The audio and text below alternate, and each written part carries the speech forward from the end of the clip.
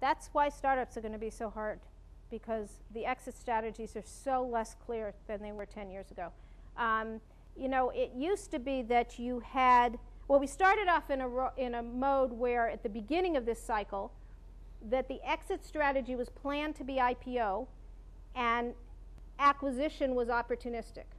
Then we moved into a cycle in the crazy times of the late 90s in the bubble where you built a company to be acquired, which I think was the wrong thing, because if you build a company just to be acquired, you make different decisions, and then if you don't get acquired, you're in a tough space.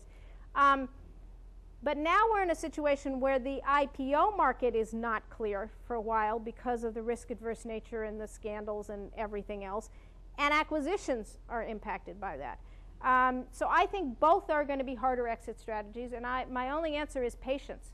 I think people have to plan for much longer time to liquidity, because to be a good acquisition now, you have to either get acquired very early or have customers and revenue that are paying for yourself that really show value to a large company and that they can afford to acquire you, because most large companies today, they can't eat the expense of a medium-sized company that doesn't have the revenue yet. Even if they like it, they can't acquire all this additional headcount.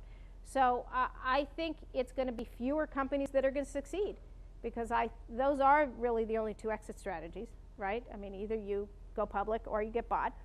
And I think it's going to take a longer time for both of them. And that just means that if you're an entrepreneur, you better have a good idea, and you better get good leadership and build a good company. If you're an investor, you have to be really smart about what you invest in.